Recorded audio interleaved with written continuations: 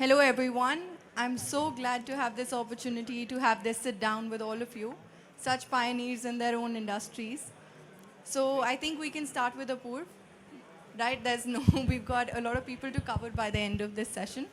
So Apoorv, as I know, Iconic was purely an offline business, right?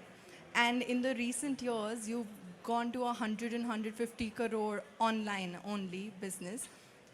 What motivated this journey, and what game-changing opportunities do you see coming up for you? Thanks, Anayat, for the introduction. So first, I want to start with this, that it was not a thought-through strategy. 3 years back, we were a pure offline player, and came the first wave of pandemic and all our stores were shut. So we had zero business. So we were pushed to take the store to the customer. Now, when we had decided that we had to take the store to the customer, there were a lot of things to do because we were all over the place because we were not I would say, a nimble company. To win in online world, you need to be extremely nimble. So we started the process with first aligning the thought and then making small steps towards what we wanted to achieve. So what we wanted to achieve is that we wanted to create a premium destination as we are for international brands. And we have a lot of brands like Gan, True Religion, DKNY, Kavali, and many more, about 15 of them. Yeah, great portfolio. So, we wanted to take these brands across to all the consumers. We had a physical limitation because we are present in 30 cities, whereas India has a bigger population. So in the first phase, we backed technology.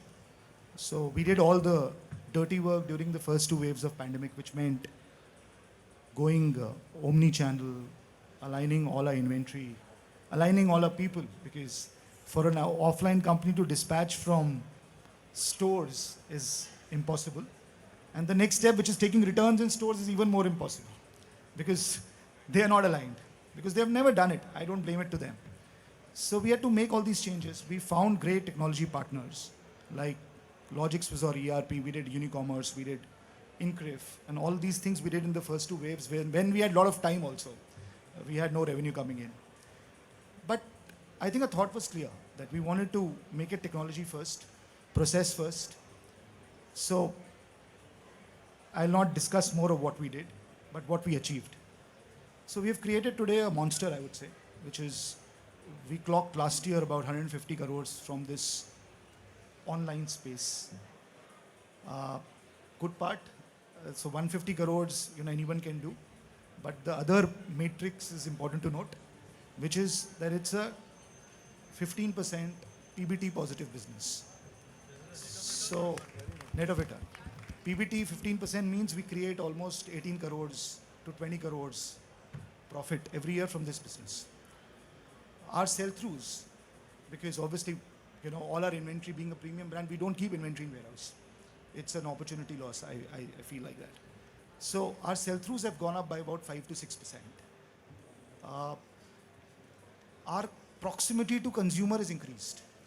One data which was very interesting, which a marketplace shared with me, was that we actually got the data that a consumer who was actually shopping first with online was becoming a loyal customer in the second visit. They were actually coming to the store to experience the store. So which was actually an automatic marketing. There was no customer acquisition cost involved, which is one of the biggest words which we all use right now. So this whole journey also helped our offline business. It opened analytics for where we wanted to open stores, because with the online space, you're much closer to analytics. You come to know which region, which state, which pin code is shopping you. So, going there with your store helped us because people were aware of us in the initial bit. So overall, it was a good experience. There were some learnings. I always share learnings. I'm still figuring out, we have not achieved 100% efficiency in our returns. It's still a dirty area. I think we need to build much more technology into that space. Way forward is it's easy, but it's also difficult, because we believe in only profit. We are not a top line driven company at all. So we started a D2C game last year, but the metrics were not looking good. So we paused, we held it back. But I think over the last 4-5 months, we've been able to figure out a profitable D2C game for ourselves. It's very small right now, but for me, it is the biggest opportunity because I want to build it like my biggest store. Because there is a physical limitation when it comes to the four walls of store. But with this, you can open endless opportunities for your customers and for many more customers. We have to figure out the bottom line part of it because right now our cost of acquisition is very high, which being a profitable first format we don't like. So this is a challenge and this is also an opportunity. But overall the experience has been fantastic because today I see a very different company. I see a company which has both the facets. It has the strong offline piece, which will always be there and where customers come to experience and live the brands. But we also have a closer to customer game with the online piece. And it is a good game, I think. I feel now that you can't do with one channel. You need to have a multifaceted, multi-channel strategy. Obviously, you need to have the same face, which is very important. I think we learned it the hard way that you can't make the customer believe that you're selling a different product online, you're selling a different product offline. He knows more than us. He's much more aware than us sometimes. And all these learnings have come on the way. But yeah, pandemic pushed us to make this strategy. But today we believe in this and I think this channel is growing at a much faster pace than our other channels. Here, if you ask any of my operations team, when I ask them to take a 10% like-to-like growth, we have 20 discussions. Here, if I ask my online team, they're open to take 50% because there's so much of potential. But overall, it's helping us. It's helping our visibility. And I think these channels go together.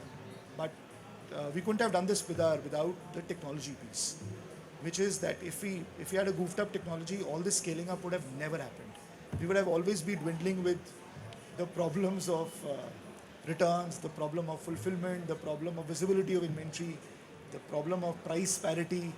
I think all these things are past now. And I have decided today that from today, this will be the last forum where I'll talk about pandemic because I think it's long way back. Now we have new challenges coming ahead. It's an up and down market, but this was the journey. So I'm very pleased to share this always because this is the journey which the team created and we live by it. Thank you. That's a great way of thinking, honestly, the way you explained your thought process behind everything. And you've done amazing things and may you continue to do amazing things.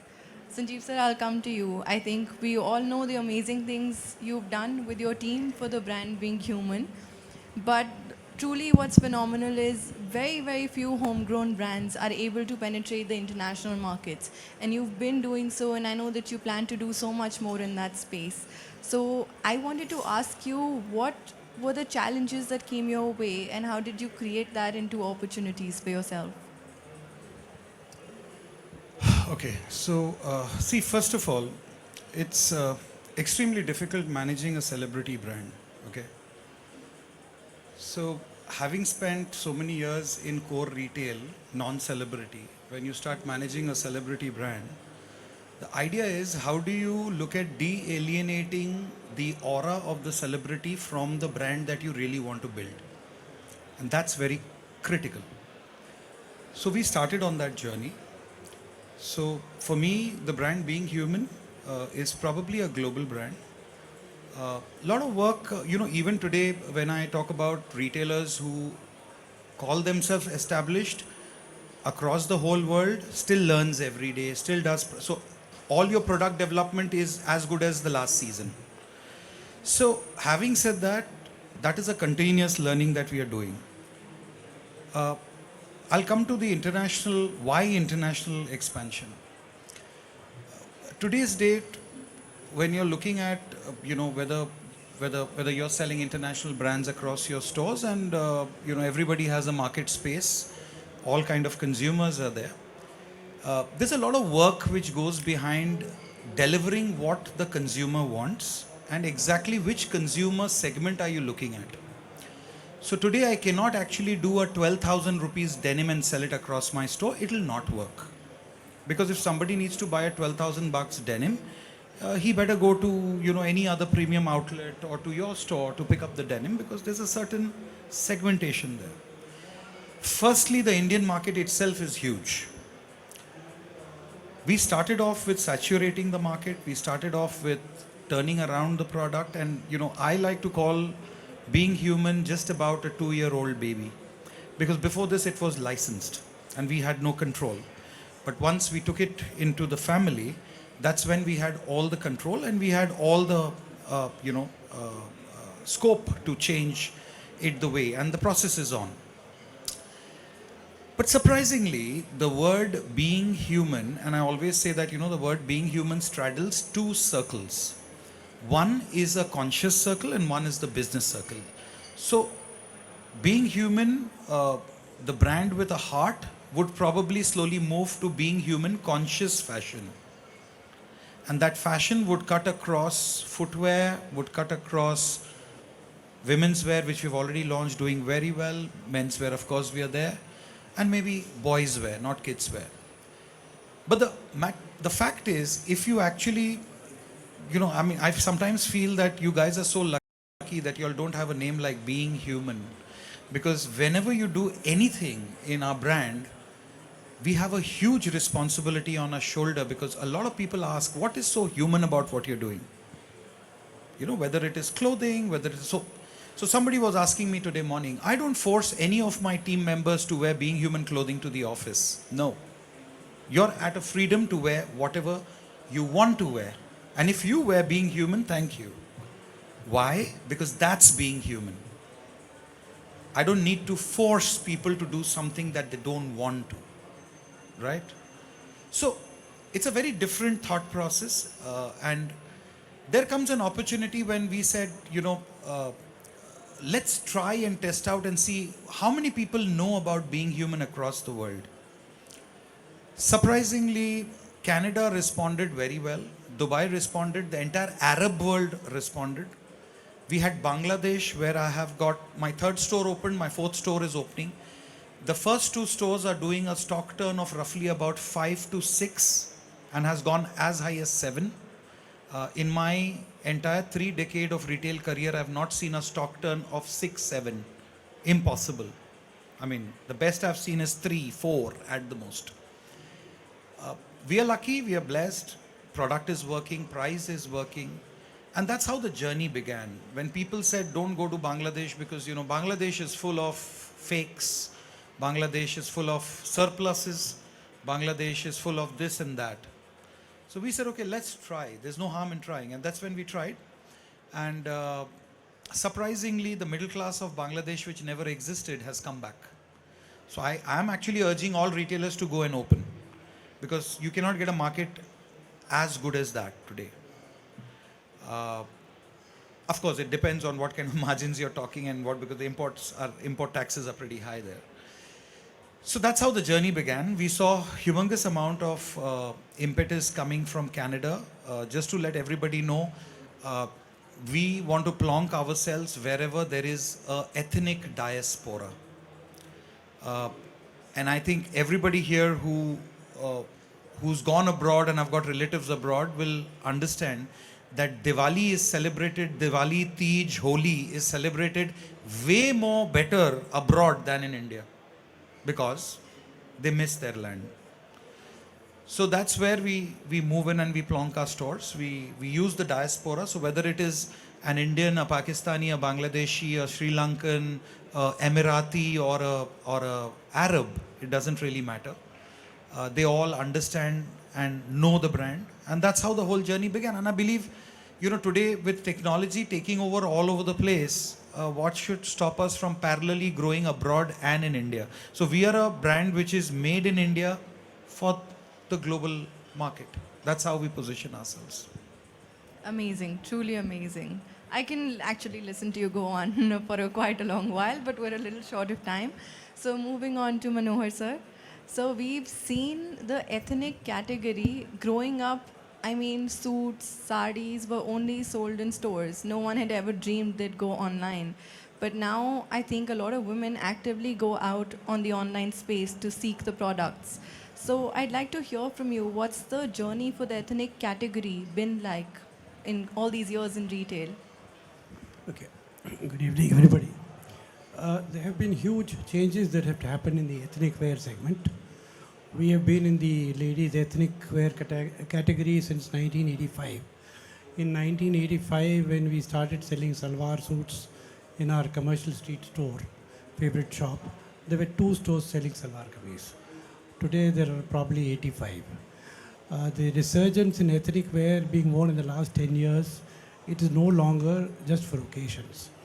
Largely, this is due to the product itself changing, moving from only salwar kameez and saris, first to kurtas, kurta sets, tunics, fusion wear, and ethnic wear can now be very traditional or highly fashion forward, so it appeals to a much, much larger target audience now. The growth in the branded space is twice that of the unorganized space.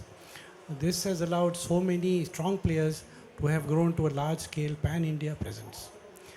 Along with premium designers and Bollywood, fashion is equally being dictated by TV and social media. This has allowed fashion to penetrate smaller towns, and we find that even in tier 2, tier 3 cities, people are equally informed and equally demanding that they want the latest and they want the best. Right? And there is a huge scope. Everybody feels tier 2, tier 3, there's not much of sales. But surprisingly, in some small towns like Nellore, we are doing amazing business. E-commerce and omni-channel also have given these people direct access to a huge variety of products. At Soch, we occupy the premium mass evening and occasion wear space, although we have a representation of casual and fusion wear too. We cover about 8 large the largest product categories is ladies ethnic wear, and this allows us to constantly tweak product and pricing mix to keep up with national and even regional trends. For example, salwar kameez once upon a time used to be 30% of our sales contribution. It went down to as low as 10%. Now it's slowly going back to 20%. As the trends change, fashions change, since we are, a lot of the national brands are not in saris, they're not in dress materials. We are in all the 8 segments. So we are able to change, like my sari sale in my lowest contribution in any store would be about 7% and highest would be 50%. So we vary our merchandise depending on territory to territory, even street to street. What we've seen is when we have a store near a college, we sell a lot more extra small and small compared to, let's say, Chandigarh, where the sizes are much bigger, right? And there are a lot of exciting opportunities that are coming up. Of course, one big opportunity is emerging of online and offline. Although we'll still see offline as going to be a large share due to the higher ASP and the evening wear, and there's still a lot of discovery happening across online channels with final purchases happening at the stores. However much people are willing to spend on an outfit online is also dramatically increased. Previously it used to be only discounted, and now people are just going there shopping. Of course, the huge confidence has come simply because they can return. Even though they haven't touched, they haven't felt the product, they're very confident. If we don't like it, we can return it. So to become a true omni-channel, what we plan to do is become a true omni-channel that includes save the sale and endless aisle, and that will be the key for a brand like us. Because in any of our stores, we have between 3,000 to 8,000 pieces, and when a customer visits any of our stores, he has access to all the 600,000 pieces across 160 stores. So if he doesn't get his size or color, if I have 2 colors in one store and 2 colors in some other store, the customer can choose, right? So that is going to be the norm in future, right? And what we plan to do is pairing of products to create outfits. We are developing an in-store app that recommends complementary products. Simply by scanning a product, the app will tell you, this is what, if you've bought a kurta, this is the bottom which will go with it. There are 3 choices. These are the 3 dupattas which will go with it, right? So And we are planning to add video and audio all content to this. So it will almost emulate a virtual assistant that can provide information to the consumers who prefer to shop without assistance. And even the personalization of products and offers to consumers is very important. Customers are being bombarded with advertisements through all channels, WhatsApp, social media, everything. So it's very important to target the customer with what exactly he's interested in. Otherwise, he's just going to probably block you or just not look at it. So this is something which we're working on. And on the product front, watching and also participating in how the category evolves is very exciting. With so many categories, so many fabric bases and embellishment options, the opportunity to create something fresh and new is far greater in our space than, let's say, men's casual clothing or jeans.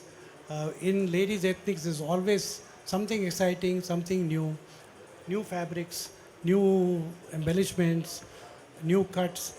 It's just evolving all the time. It's really exciting. It's great fun, and we really enjoy doing it. Thank you. So Soch has some truly amazing products. I know, I've seen them firsthand, but the things that you're bringing in, I'm sure they're gonna really boost up the business with omni-channel, with the tools you're talking. It's all very interesting. Looking forward to seeing all of that in action. Kapil sir, coming to you. So sir, if I'm not wrong, your segment of work is more like FMCG because it follows more of that model rather than the traditional apparel model, how quickly your product moves. And it's not really based on fashion trends, it's more of a core product. So how do you handle this vast supply chain network that you have to keep up with at all times? And what opportunities do you see coming up in your segment? Yeah, first of all, I come from a category which is not visible, I would say. But having said this, the category, the innerwear category, which we are into, and predominantly for VIP, we are into the mass and the middle mass segment. As I said this, the overall comparison between the innerwear category and the outerwear category, I would say this innerwear category is more towards the core element of it. It's a necessity for each and every individual customer. And so when I talk about an overall evolution of how the category has evolved, so as compared to the outerwear segment where we talk about uh, the uh, uh, the timelines and as well as the seasonal factor, the innerwear category do not actually go through a season factor, and hence pre-COVID times also this category was considered to be one of the core category element. But eventually I would say that in the COVID times also the category actually did not take a big hit, and it was a necessity as well. And so it continued to continue to actually form and keep the momentum going. Post COVID, down the line, the category looks to me in a different way of thought process, the way it has evolved. Now, even the fashion segments have come in innerwear segment as well.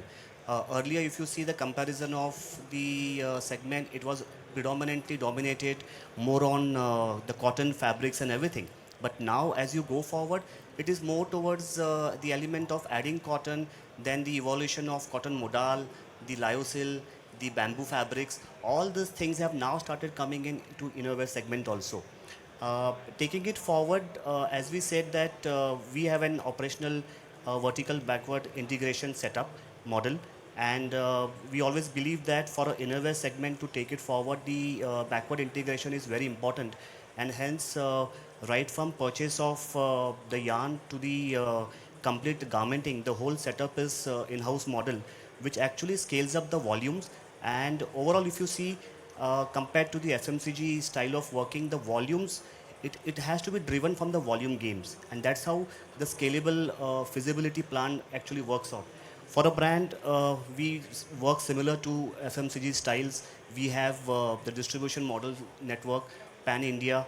We have our own sales team around 200 members, and then it caters to around 20 to 30,000 retailers all over India. the volume, the model is quite similar to the FMCG module. Uh, of from the offline segment where the retail model is present today, now as we said that COVID has taught us a lot of positive things over the line, and previously innerwear segment was not predominantly been seen on the e-com or the online setup.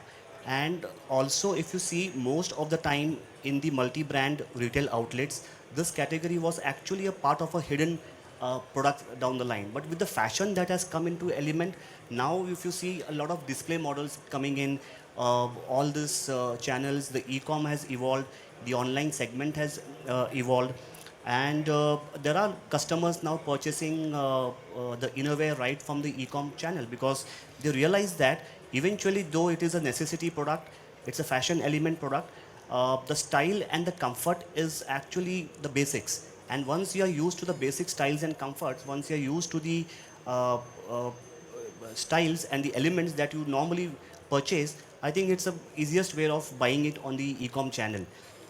We are present on multi-brand e-com channels. We are trying to also be present on the omni-channel now, and catering to forward.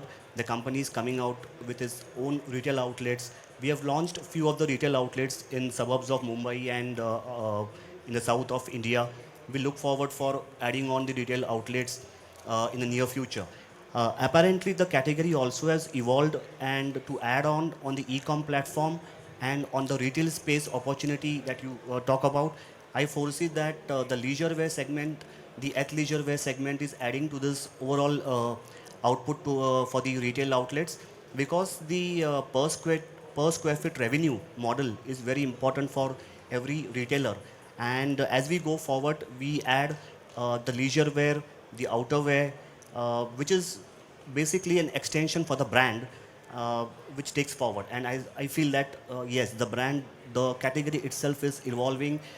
We are not a fashion forward, but yes, as Mr. Sandeep said, that it's a fashion conscious efforts for the whole segment.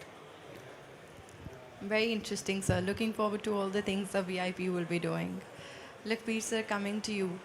Sir, as I know, Killer was predominantly just a B2B brand, right? And you've recently come into B2C sector. So what motivated you to do that? And I know that you very heavily penetrated the B2C sector now. So what was your journey like, and what opportunities has that created for you? Hello everyone. Yes, you are absolutely right that the brand foundation, not the brand, the organization foundation has been built on B2B. The company has, invested heavily on the product excellency. Our kitchen is very, very strong, and we were not investing that much on dining table. But now post-COVID, we are investing equally on the dining table side, going closer to customer, understanding his the way he is giving weightage to the experience.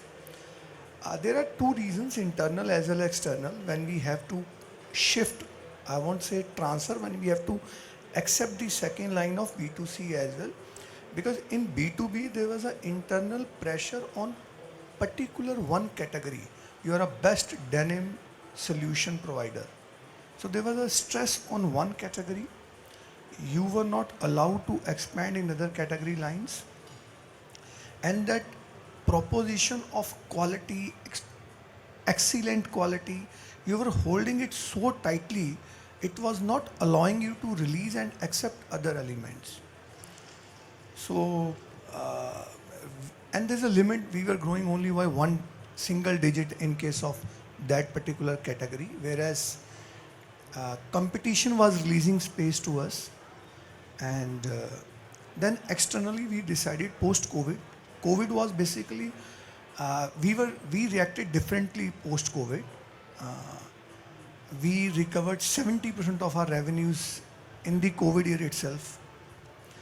The brand was available, deeply penetrated to 2,500 retailers pan-India.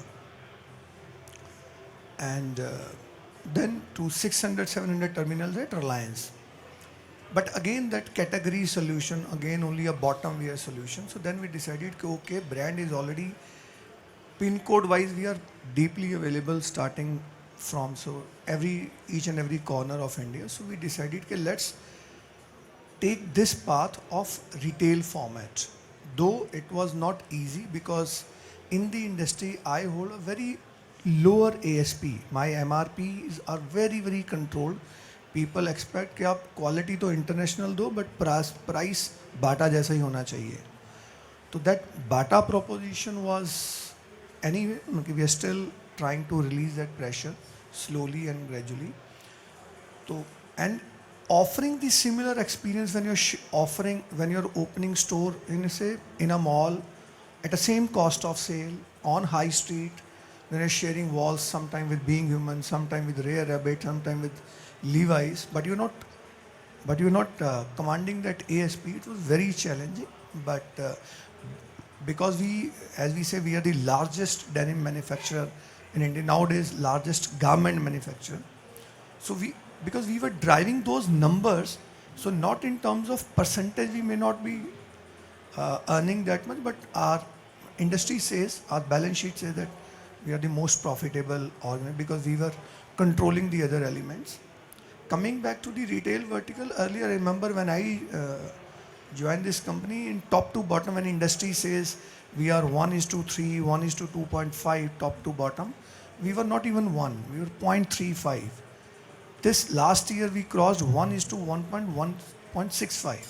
So we'll be touching 2 in this financial year. And the moment you want to add gender, suppose you want to add women's wear, you want to add kids wear, so trade will always, sir पहले कुछ करके दिखाओ फिर करते हैं.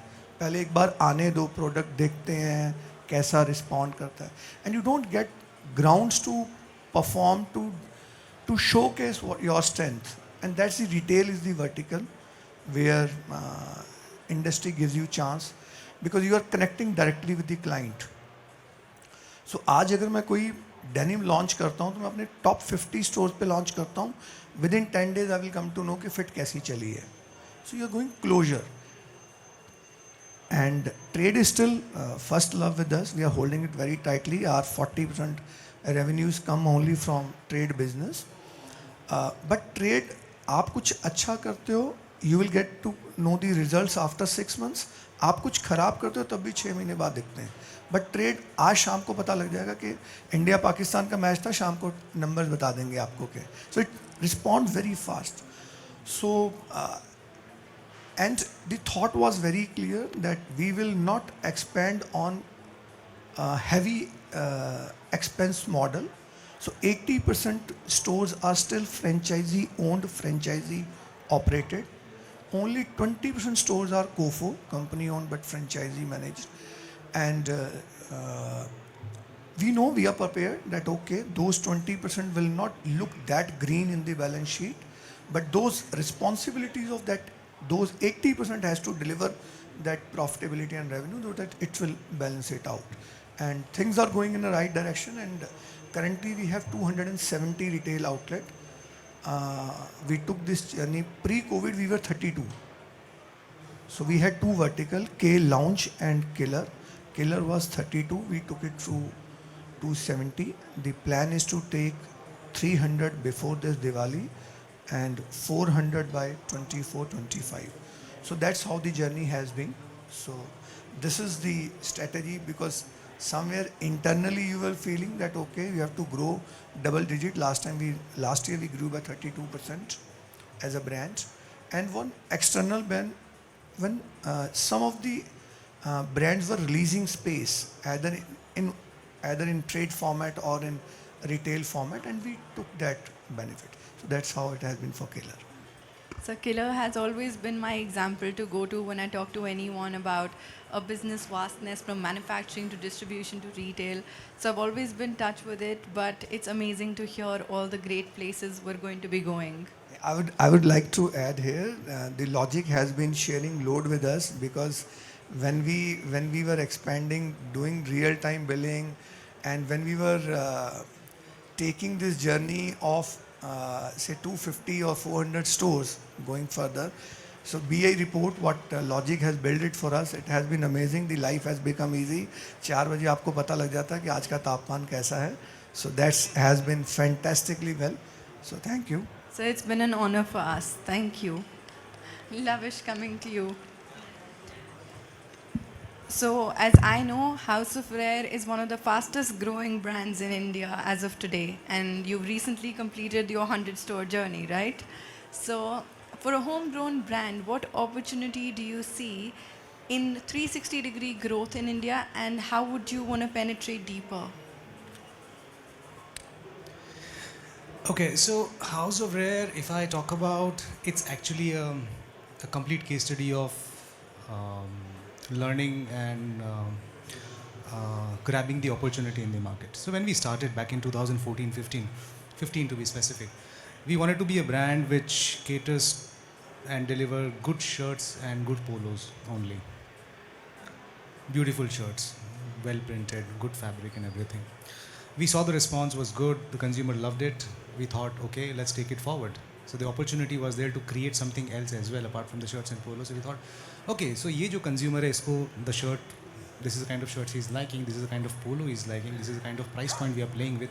If we just give the simple t-shirts, maybe consumer will reject it. So let's create something which is in line with Rare Rabbit. Let's create a line of t-shirts. We did that, we were very successful. Then we got the opportunity, or we saw the opportunity saying that, okay, why don't we try a little harder, push ourselves and try create a line of trousers, denim, more shirts, solid line of shirts and everything else. We did that. We got a lot of love from the consumer in the form of right acceptance with the lesser or least discount possible. So if we saw this as an opportunity and we grew this brand all over the country. Our plan when we started 2015-16, we thought Rare Rabbit is a brand which can do 40, 45, 50 stores in India. Bas, iske upar we don't want to go ahead and do that. But later on we realized no, 45, 50 is nothing. I think we can do 100 stores. When we reached 100 stores, we realized, okay, the opportunity is to grow 150 or maybe 50 stores every year, which is what we are doing. In the meanwhile, in the middle of doing all this, we realized, okay, there is a gap and why don't we cater to the women consumer as well. But the women consumer is little complex. It's not as easy as what you can do for men, really. So we thought, let's create another brand which talks on the same lines of being rare, but create something for them which is called Rareism.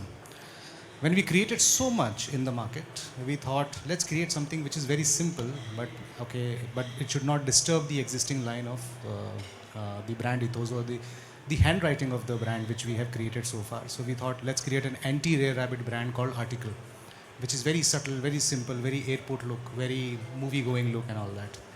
So in last 7 years, we realized the opportunity is amazing because this country is full of opportunities. All of us do not think the same way about our country what we used to think 15 years ago. So the country is expanding, it is growing in all dimensions. So is any brand which is really working hard and trying to create its identity. So having said that 360 degree, yes, we have understood that. We have understood that we cannot play too much about the price point, so we have to be very selective. We have reached out, we have done about 100 plus shop-in-shop, like Shopper Stop and Lifestyle. We have done about 350 points of sale in MBOs. We have done 104 stores of Rare Rabbit. So I think the road is better ahead, and we would keep growing. But yeah, we will try and keep the essence of the brand very simple and target to the right consumer. So I think that is it from my side. Thank you. I can just say that everyone in my family loves the product. My mom loves it, my dad loves it, my husband loves it. I love your products. So I think your customers speak for you. Moving to Mr. Sarfaraz.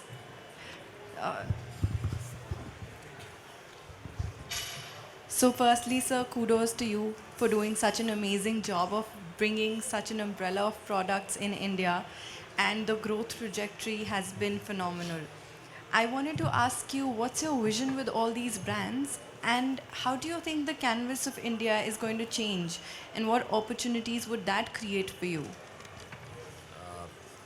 See, coming from a tech background, the only thing that comes to my mind when it comes to vision is growth. that everybody on the table would vouch for. And apart from that, hearing people talking about tech being the backbone now. Pre-COVID, it all started.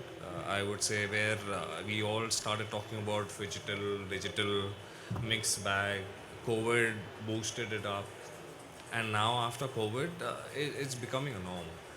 And being from a tech industry, tech background, it gives you that boost that people or the company actually relies so much on tech that you got so much of responsibility on your shoulders to actually deliver and ensure that those deliveries are up to the mark 24 by 7.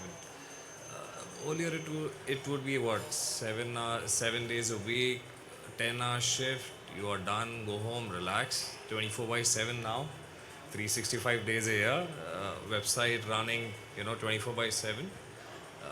So there's too much on the shoulders to carry and deliver. And at the same time, you got so many players in the market who supports.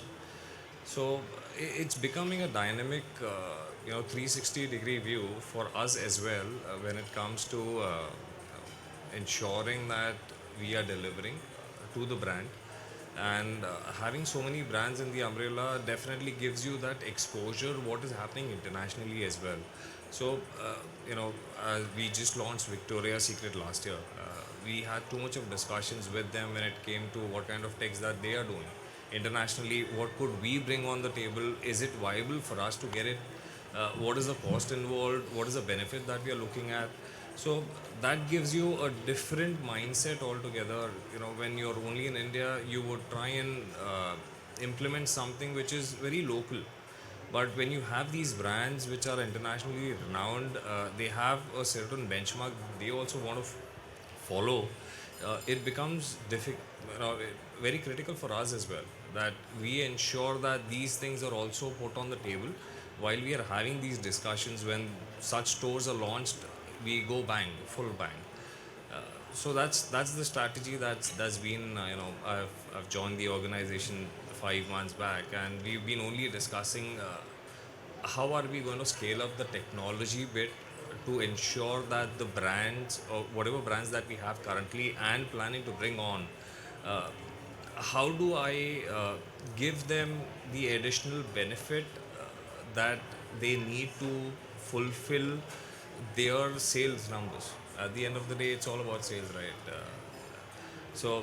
How do we ensure that we give them the flexibility, the easiness of use, and give them the right info that helps them drive and make the right decision?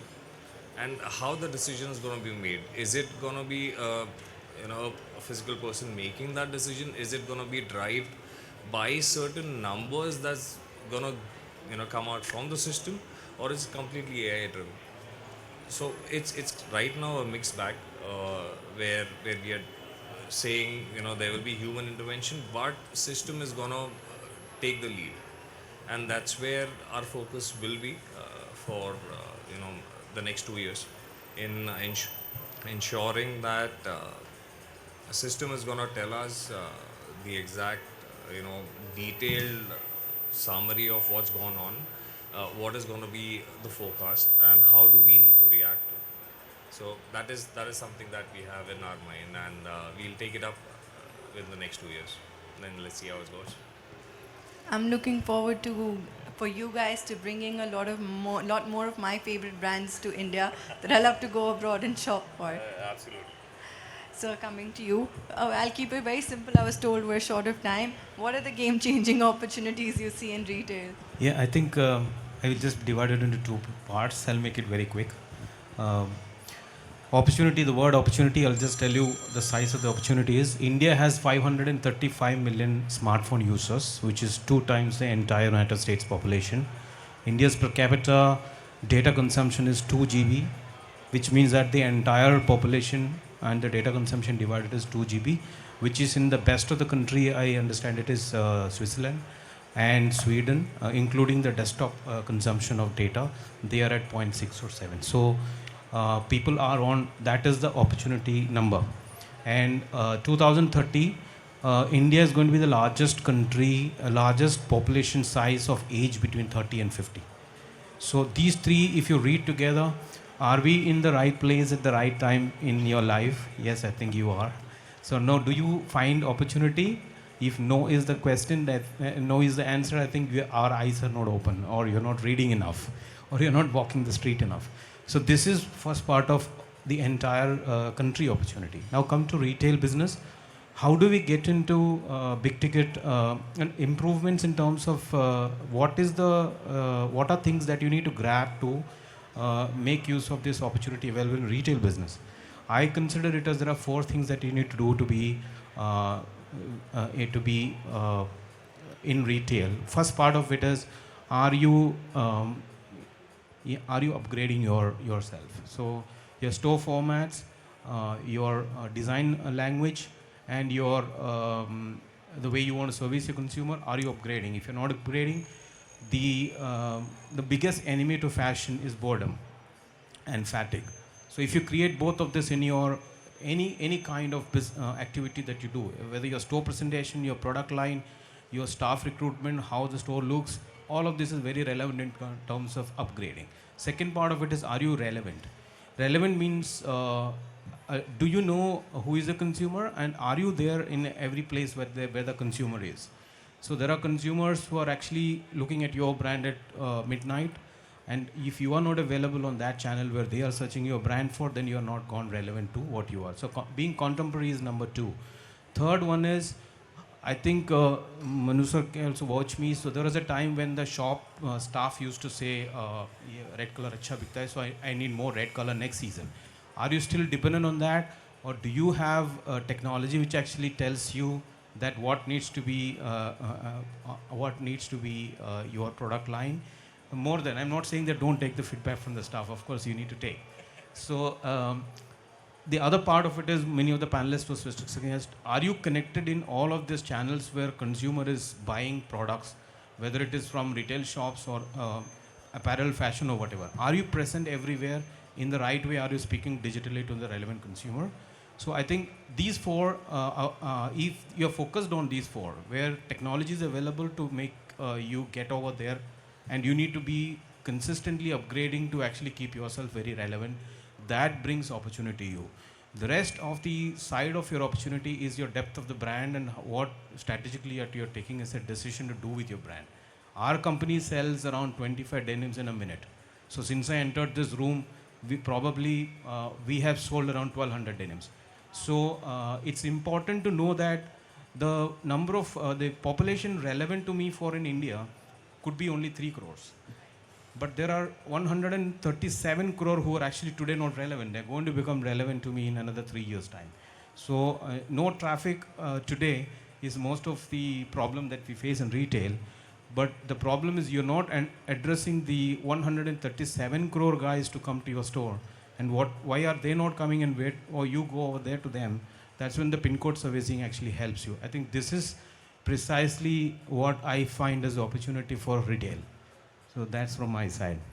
Very, very exciting. All these new things coming up. Ma'am, coming to you.